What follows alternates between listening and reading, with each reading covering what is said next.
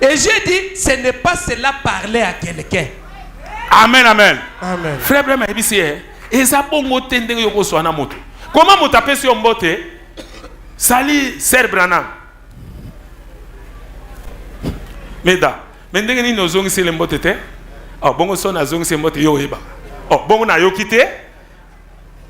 Kasi na souri karate. Oh, meda. Et ça bon otende ni yoko solo na moto. Amen, amen. Amen. Va là dans la rue, serre-lui la main. Et dis, salut sœur. Je suis contente de vous rencontrer. Frère, c'est ce que revenez à la vieille ligne de démarcation une fois de plus. Amen, amen. Bandeko nanga ya basi pe mibali. Bozonga nano na ebandeli lolengi to bandaki ndeto baneko sambela na tango ya kala. Là où les hommes sont des hommes, les chrétiens sont des chrétiens. Et si ka bato ba chrétien ba chrétien. Amen, amen. Ça dit mon Christ aza mon Christ te aza mon Christ te, mais mon Christ aza mon Christ. Amen, amen. Amen. Yo comme se conformité na bato ba païen. So za mon Christ, za mon Christ. Amen, amen. Amen, amen. Amen. Nazotambo na maman Joséphine. C'est Sali, c'est Charles. Oh, mais ndenge o répondre été. Boso na répondre yoko heba. Oh, menga na yokite. Na yokite. Ote na sourire. Oh, bon eza pena ndenge malamu ya ko saluer ngona. Moninga pesi ombote. Amen, amen. Amen. Kende pesa mbote ngomba olbate sali se. Na sepende na monio. Boni uti wapi? Oza malamu. Ngana oteme na ozilo so yeto ke. Applaudissez très fort pour le Seigneur. Tobeta maboko makasi pana nkolo. Bolingo esenge zala. Soki amour ezangi, moya kokota kuna. Ezate. Applaudissez très fort pour le Seigneur. Tobeta maboko makasi pana nkolo. Les hommes sont les chrétiens sont des chrétiens, des hommes et des femmes vivent comme ils les devaient. Moto bas bon, moto. Non, bato bandimité, batika la bo bandimité. Yo ondimi tika ondimi, mais moto azotambola azo saka ndenge ya moni. Nesika tami se conformer na eloko ya zali. Yo za chrétien, vivre quoi chrétien. Amen, amen. Amen. Okokuta ba kerel. Kowela naka. Ozo tambola boy. Sœur Charles Mbote. Mbote sœur. Oh nan. Oh, kasi webi sœur on a fait. Naïbi bongo appelle son Mbote ndeni. Applaudissez très fort pour le Seigneur. Tobeta maboko makasi. Applaudissez très fort. Amen. Tobeta maboko makasi. Yo ebi sœur on te kasi sœur na uta kuna na ipeniti. Bongo appelle son Mbote ndeni. Applaudissez très fort. Tobeta maboko makasi. C'est la vérité, hein? On va dire la vérité. Tokolobaka bosolo. On doit sonner le téléphone là. Oh. Yo lingue ba makamu nga so moto na sonner. Nazo solo na frère Gado. Ah, ne frère Gado. Applaudissez très fort pour le Seigneur. Tobeta maboko makasi. La présence du Seigneur Jésus 42. Je peux voir Marthe sortir précipitamment là. Nazomona Marthe. Amen, amen. Abimi na lombangu penza kuna. Je vais dire Élisabeth. Elisabeth. Elle sort en courant à la rencontre de Marie. Bazoki mamba o abimi na ndako mbangu. O pe azoya azotala amoni ndeko na azoya mbangu ba yamba. L'embrasse et dit. Ba mizi yambani. Chérie. Oh molinga minangai. Je suis très contente de te voir. Nazana sengo penda ko mona yo. Oh là là, a-t-elle dit. Je suis très heureuse. Naza vraiment je ne t'ai pas vu, ça fait longtemps. Na moni yo vraiment umeli. Na mona côté. Et je peux entendre Marie dire, Pe nakoyoka Maria zoloba. eh bien alors Elisabeth, je suis très contente Oh de te Elisabeth, voir. nga pe na tone sengo te na moni yo. Chérie, Oh molingami na et nga na je linga ko pense mingi. beaucoup à toi. Nakanisa ko mingi. Wana bayambani bazoba zoloba. Et je vois que tu es enceinte. Hein? Ah, menga moni ke yo za na zemi hein. Elle a dit, Alobi. oui, je suis enceinte. Oui, naza na zemi. C'est vrai, Marie. Ah, ya solo Marie. Elle a dit, Alobi. j'ai eu du plaisir avec mon Seigneur. Ngai na zwingolu na kolo na ngai. Elle a dit, Alobi. je vais avoir un enfant. Nakozwa mwana. Mais elle a dit, Marie, je suis inquiète. Alobi Marie nakamoi. Le petit enfant a 6 mois et il n'a point bougé. Mwana oyo azana ibumula ngai asali saza motoba me aningana kate. Cependant, le petit enfant est mort. Mwana wana kufi. Eh bien, vous savez, Marie a dit, Oyebi Marie alobi. sais-tu comment je l'ai su? Ese oyebi ndenge ningana yoki yango. Je revenais de la pompe un jour. Ngai mokolo moko na utaki na pompe na utaki na pompe mokolo moko.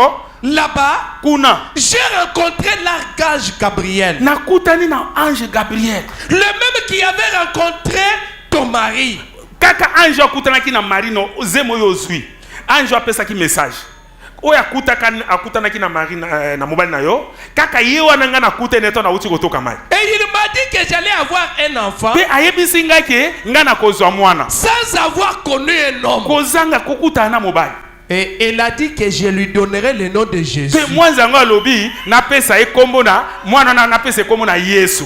Et la toute première fois que ce nom-là Pe liboso penza mbala liboso po kombo wana Jésus Yesu Kristo a donc été prononcé par des lèvres humaines. etangami na monoko ya moto ya mokili. Ce petit enfant mort a tressailli de joie. Mwana ya kufaki na 6 mois directement aningani na libumu. Comme cela.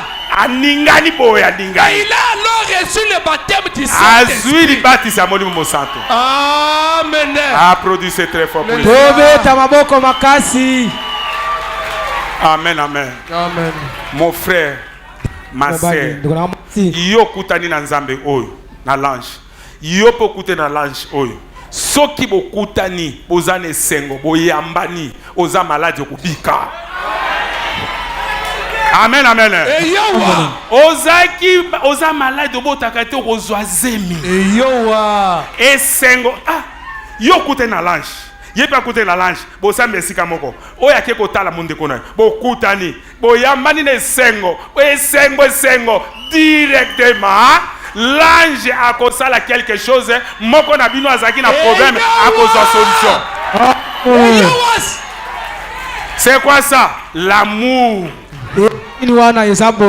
Applaudissez très fort pour le Seigneur. Ndenge moko na ngambo ya ba frère.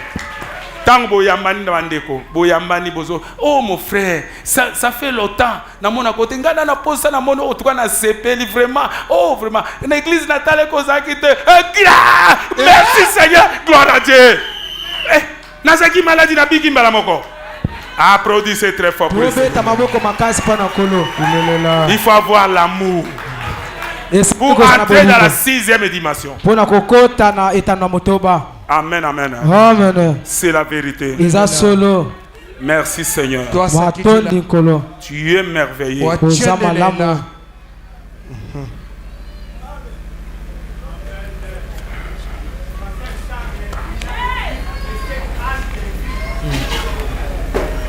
Lisez ici, non à 6.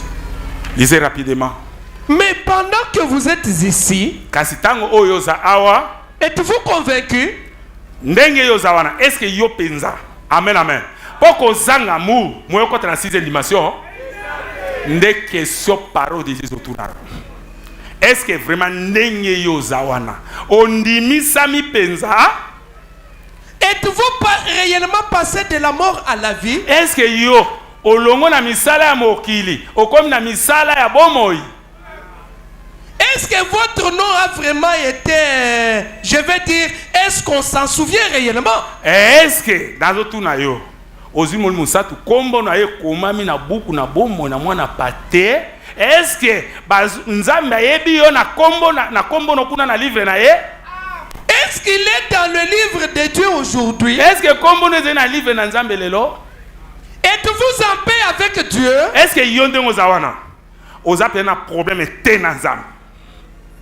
Potolobi péché a moke nyoso tu nzambe azo compter. Soko kufi oke na seke medi nde nazo tu no mituna. Est-ce oza na kimia na nzambe oza na problème te?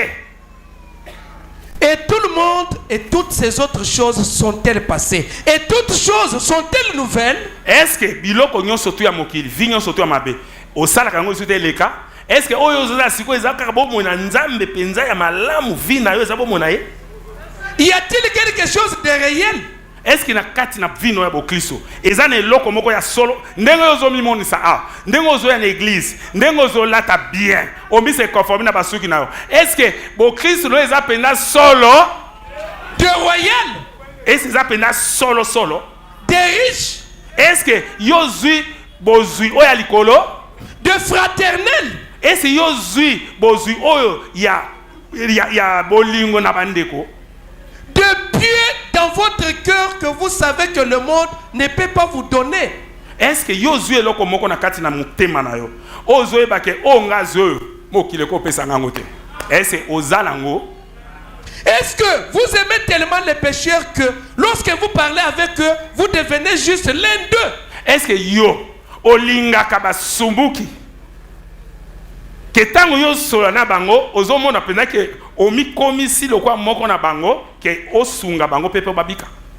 Paul disait qu'il aurait donné sa vie. Paul alobaki ke ya pesa ki bomona ye. Il aurait été un réprouvé si Dieu avait seulement sauvé l'un de ses amis pécheurs. Ye ami monaki ke ami pesa na bango na makamu na bango po ete soki ekokoza possible nzambe abikisa ta moko na bandik balingami na eto bayeba na o baza basumuki. Est-ce yo sala kango?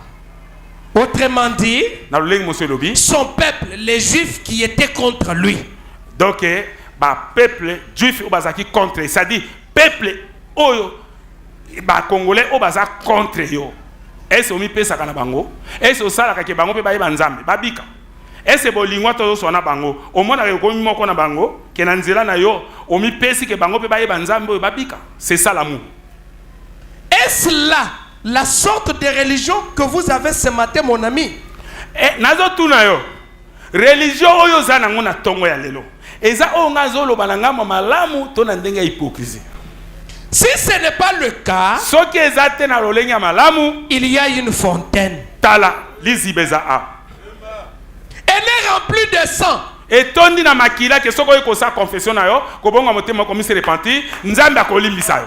Tiré des veines d'Emmanuel. O ebimaki na makila na Yesu Kristo. Par la foi, c'est la seule façon pour vous de le faire. Yango eza lolenge moko oyo ko sa ke obonga motema batisama ou bien o confesser o zo décision po nzambe alimbisa yo o za na nzambe na problème te là soko kufi oke na 6e dimension. Mais soki eza bongo te oza nozomi kosa no kaka. Ozomi kosa. Yo kaize nzambe aza nzambe nabi zelanga. Est-ce que Adam et Eva combien de péchés?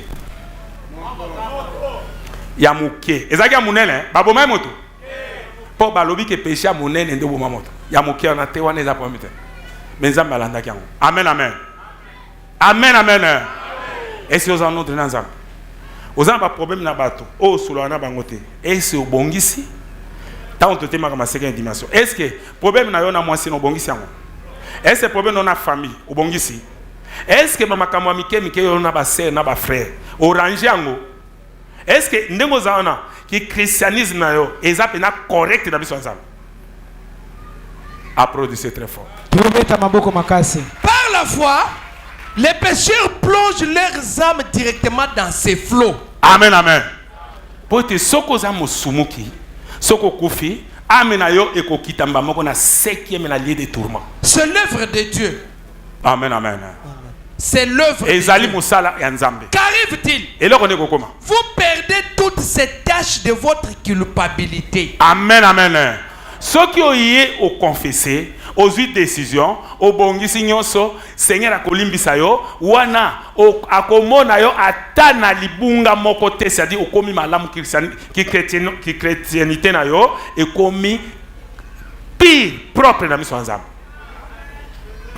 C'est laissé derrière vous comme l'armée de Pharaon a été laissée derrière Israël. Pe ba santu ba koza simana yo, ba ange ba koza simana yo, ndenge armée. Donc kimokili eza simana ndenge armée ya Israël, Pharaon azaki simana ngo. Amen amen. Ndenge yo zaona mokili eza simana yo. Ndenge armée ya Pharaon ezaki simana Israël. Amen. Amen amen. Amen. C'est-à-dire quoi? Yo otiki mokili. Mais bitumbezo landande yo. Est-ce que vous comprenez? Nzambe akobanda ko bundelo ndia bundela ki Israël contre armée ya Pharaon. Est-ce que kobi bongo? Tozana ka kuna na kati. Ozoya po combattre bato. Amen amen. Amen amen. Est-ce que vous comprenez? Amen. Bamusu zone une église aux actes sorciers. Mais c'est un coup à pasteur. Au confesser péché non. Est-ce que vous comprenez? Nzambe tanga tindingai. Atindinga te pona batu malamu. Atindinga pona batu mabe. Yo mokondo za la sincère. Ozana poso bika. Pasteur, je suis sorcier. Pasteur, je suis sorcière. La sincérité wana. Ah, c'est vrai. Ezani noté les arabes bo ça va vendre calme. Na tout na nzambe alaxelon to ko sa probika. Na tout na nzambe alaxi na bino.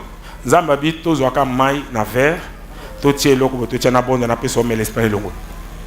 Amen amen. Amen. Obiki.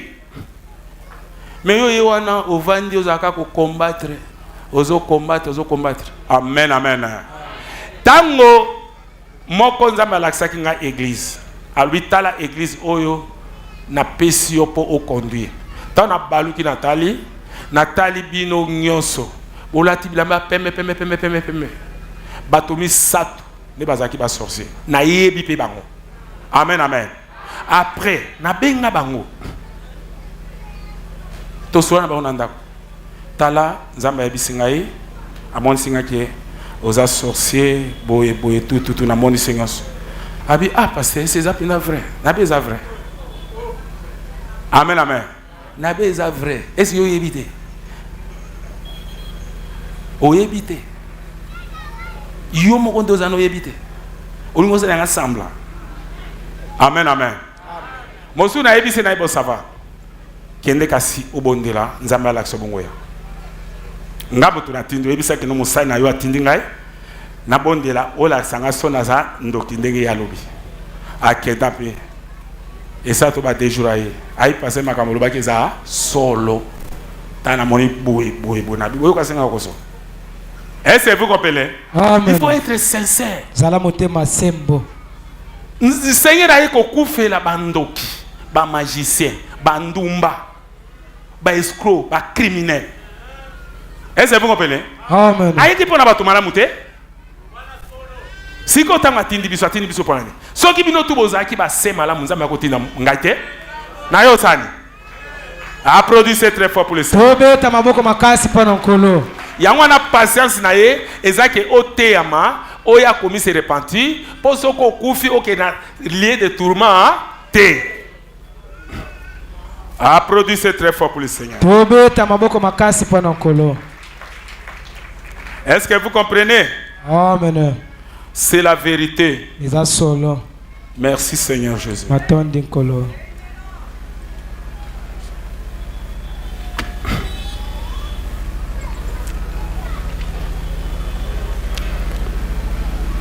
L'amour divin et la grâce souveraine. 13. Et comme je vois paraître ce grand jour dans lequel nous vivons maintenant, où l'égoïsme et l'indifférence règnent parmi les gens, les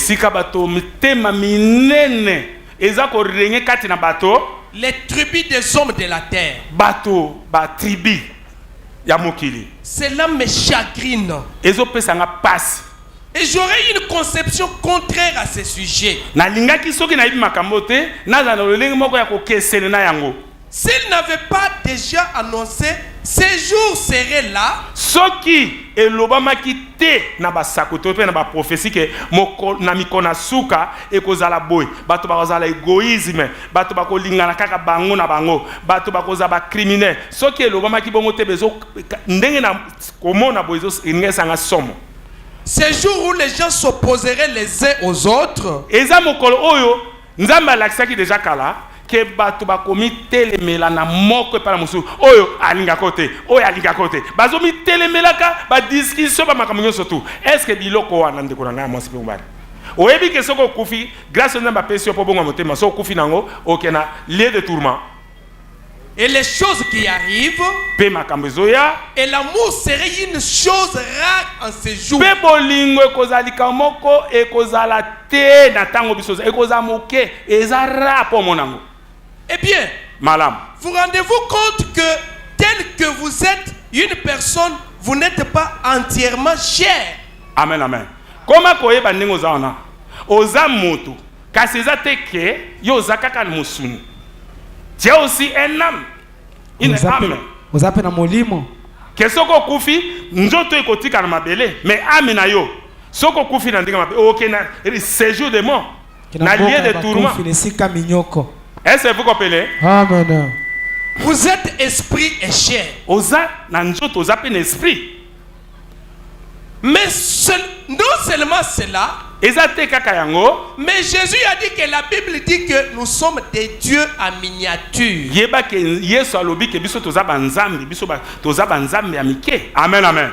Il faut bika lokola nzambe nenga bikaki. Olimbi sabato nyoso tu ata basoma be Seigneur basopela ke soy. Batobola ki balobaki habitata limbi sabango. Amen, amen. Il faut zanajari ya vie wana. Poza nzambe ya muke. Est-ce que vous comprenez? Vous avez amour. Il y a bateau ba sala mabe. Ezate ke bateau ba sala ko mabe, bongo yo zong saka mabe te. Soki bateau ba sala mabe zong sa malam. Oza nzambe ya muke. Tu es un chrétien. Amen, amen. La Bible a dit cela. Nous sommes des chrétiens, des dieux à miniature. Il a dit que si c'était aux prophètes et d'autres personnes de l'Ancien Testament que Jésus se référait disant,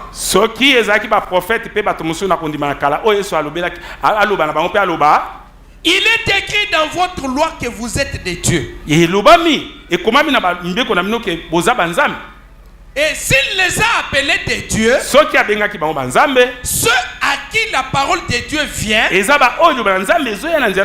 alors pourquoi lui-même ne peut-il pas être le fils de Dieu quand il s'est fait égal à Dieu?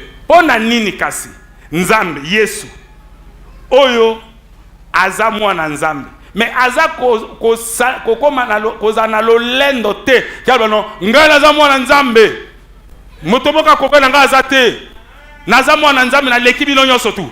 Amen, amen. Pona nini abikomisa kwa nzambe te azoliga oleka bato te ye azomikitisa. Amen, amen.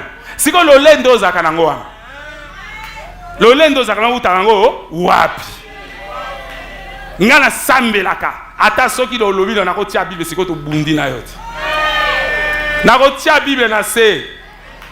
Amen, amen. Amen. Amen, amen. Est-ce que vous comprenez? Eh bien, nous sommes de toute façon amateurs. Nous sommes des créateurs. Tozali banzambe amike soko lobi likambo ko salima. Poza nzambe. Amen. Yamuke. Applaudissez très fort pour le Seigneur. Et Seigneur oye babongo. Ezate komi se comporter lokola un païen. Mais se comporter lokola chrétien. Ma benyo so bakosala yo limbisa. Applaudissez très fort pour le Seigneur. Zala na amour ya bato mabe o bayinaka yo. Po yo za nzambe amuko oza chrétien. Tikala chrétien. Amen, amen. Là, si vous avez cet amour-là, soko kufi ok la 6e dimension. Mais soko zanyango ko swana bototu makamgo soto mabe soko kufi ok na séjour de mon 5e dimension. Amen. L'ordre de l'église, 26 12 63, paragraphe 9. Et souvenez-vous, Comment kokanisa? Dieu s'attend à ce que je veille à rester avec la parole. Nzambe ye azotalanga ke ngana veiller na liloba na ye ndenge nazote ya bino. Et je m'attends à ce que vous veillez à appliquer la parole. Ngai pe nazozela nazote ya bino po ete bino bokoma kotosa liloba o nazote ya bino. Dans cette église. Na église oyo. Et regardez-la spirituellement. Tala yango penda malamu na molimo makambo nazoyebisa. Car Po ete souvenez-vous-en, koma koyeba boye toutes les forces du royaume des ténèbres de Satan seront retournées contre vous. koma koyeba ke yo za mokliso otiki deja mokili royaume ya Satan o eza na monde des ténèbres yango eza ko combattre yo il faut yeba ke eza batote bato bazobundisa yo mais diable amen amen. Tango moni moto azosala makama be yeba ke o eza diable moto azobundisa ngai kozala contre ndeko wana te parce que eza été eza diable ni moto azobundisa soko tali makamo na spirituellement bongo moye o combattre moto exact moye o yina moto mais yo zo tala contraire na koyeba ke tala diable nda tungisa ngai o linga ndeko no wana o combattre des diables yo sikoyo ozozanga koyeba ke diable azo combattre yo sikoyo zo yina nde moto zo mona kwa meye tala eza kobunga kobunda bitumba. Amen, amen. Eza neti moto azobunda tata moninga na fasi boy ya pese nemi mokongo. A bete makofi bo. Bado beto che bado beto. Na place ko tale boy yo pese mokongo. Na place ko tale nemi yo tane moto. Soki yo za chrétien oyebe eloko wana te mwe olonga bitumba ezate. Armée ya Pharaon ezolanda yo. Force ya monde des ténèbres eza dans les airs. Yo lo kobonga motema na yo makile na Yesu Kristo nzambe alimbisa yo Seigneur diable tant azota la zomona ke péché zakati noté moto yo akota ba na likolo il faut to landa et to bundisa e pas à côté na biso ako utiliser moto pour diable as esprit amen amen ce qui est une forme ici bon au esprit au monde était il faut zo moto akota ndasiko abanda koloba non yo siko yeba directement oh diable yo amen amen. Amen. Linga moto, mais combattre les diables. Applaudissez très fort. Ça sera tourné contre vous tandis que vous commencez à grandir dans le Seigneur. Bango, mili mwana ko tourner contre bino. Mais tala bozoko la kati na kolo bozoko banzam nzam nazote ya bino bozoko la. Mais kotika te que esprit na combattre yoko ya ozonga na se. Vous devez être des soldats. Et senge boza apena ba soldats. Pas juste des recrues fraîches. Vous êtes des soldats âgés maintenant. Et vous avez été entraînés au combat.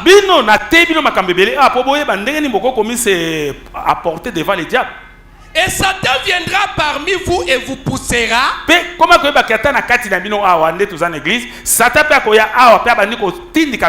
S'il le paie à vous disputer entre vous.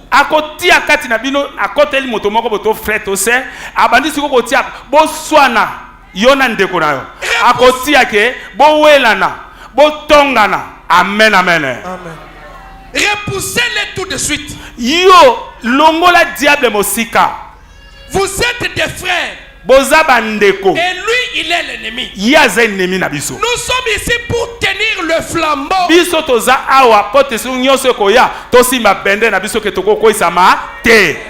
temps de la lumière du soir. Tandis que le monde est assombri. Et que tous les royaumes de l'église entrent au conseil des églises.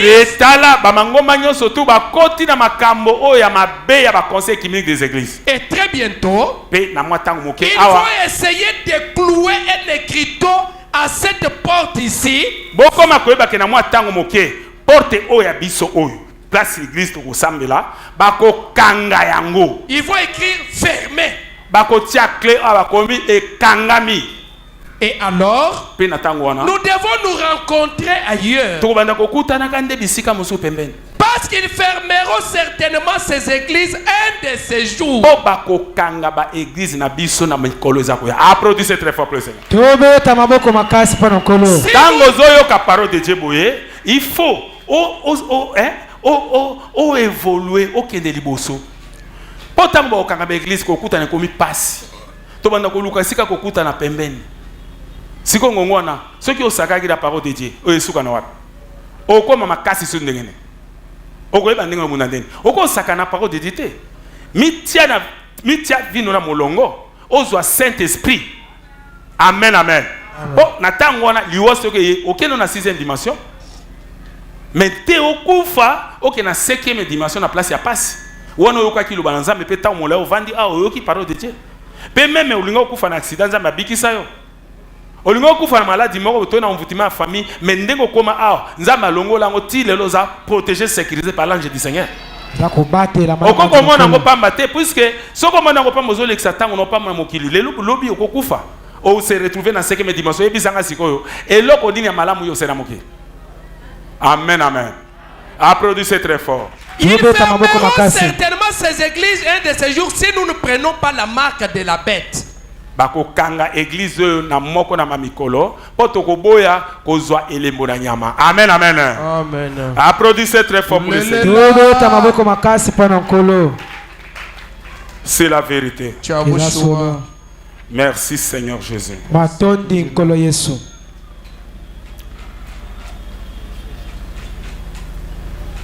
Hébreux chapitre 4, 227. Si vous voyez un homme qui triche, ceux qui ont eu bakati lelo, même ba dimi na nzambe, qui vole ou ment, ozo yiba, pe ozo kosa, rappelez-vous simplement que sa part l'attend en enfer. Amen, amen. Ndengoza a, soko za ko tricher, okosaka, oza ko yiba, pe otongaka. Yeba ke moto ya ndengwana esika ne so kufi ozana okena séjour de mort na lieu de tourment. Sika ya minyoko na est-ce nga moto na lobi? Son lieu où il serait tourmenté devant Dieu et devant les saints anges. Esika na yo, esika oyo kokenda, esika ya konyokwama. Okonyokwama wana liboso ya ba santu pe na ba ange na nzambe ba tango molai. Dans le feu et le soufre. Na moto kuna na mopepe moto. Il sera tourmenté là. Pas pour toujours. Il ne peut pas être tourmenté pour toujours. Pour toujours ne signifie pas pour tous les temps. Pour toujours, l'éternité est ce qui demeure. C'est un espace de temps. Yango ezamwa tango moko moke onyokwami na mikolo ebele si bango kokoma na suka po nyoso ebadi eza na suka mais éternité eza bandite ba na suka te soki oke awa ekozata oyo des milliards d'années ozonyokwa. Amen, amen. Et si bango disparaître. Amen, amen. C'est-à-dire au monde ngozana so baba ki na moto ozokufa parce que ba ver oya nzoto ekufi. Mais kuna tango yoko kenda so wabaki okuna ba vera na yokufa te nzamba longoli kufa ba vera ezali ozo vivre normal. Est-ce que jeune riche akufa ki akufe pas mais kuna zo vivre. Est-ce que vous comprenez azo souffrir ba vera wana mo yokufa yango loko umela de milliards d'années pesi manango loko le difelu bandaki ezana suka yoko disparaître ndengwana mais yo moko zotano te na disparaître na ke wapi o souffrir ba milliards pona nini kapo ndengo zobo yoko banzambe kapo na kotonga ko finga ko ina ko kanya mitema mabe kaka pona kindoki po ya ko confesser o lingite. Amen, amen. Yo lingo kende kuna ka pona makamande ngwana ese so boya ngo siko za mabe so tikango esani okufa so tikango biki Applaudissez très fort pour le Seigneur. Est-ce que vous comprenez? C'est la vérité. Merci Seigneur.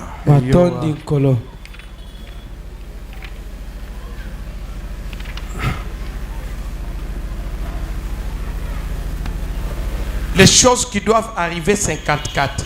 J'ai dit ici, il n'y a pas longtemps. Amen, amen. Amen, amen. Bolanda. Eza na makambo susu, hein? Omoni nde toza mokili boy. Toko kolobela par exemple. Ndakisa. Toza na gouvernement na biso. Toza ba député, ba sénateur, ba homme politique. Bible est que toute autorité vient de Dieu. C'est-à-dire, Nzambe muta pesi obokonzi wana. Amen. Est-ce que vous comprenez? Amen. Tango Nzambe pesi obokonzi, il faut eba biti oya pesi yo. Nzambe pesi obokonzi, obi bien que toute autorité vient de Dieu. C'est-à-dire, Nzambe muta pesi yo, OK, ça va. Mais a pesi on a biti ni. Nzambe pesi obokonzi na biti ke créature na ye. Oya kela pe bazana mboka wana ya pesi yo bokonzi nango. Il faut bato wana o gérer bango bien. Amen, amen. Eza responsabilité monene. O bato ya gouvernement bazana ngo. O président zanango, ba sénateur, ba député, ba homme politique. Mais ba ministre, mais ba yeba raté. Amen, amen. Baye bakate sikoyo responsabilité na so basaleli yango bien te soki bakufi nzamba kotuna bango na pesa ki yo ozaki ministre na ba congolais sikoyo peuple na ngai on a pesa ki yo gouverner bango osaki bango ni. Amen, amen.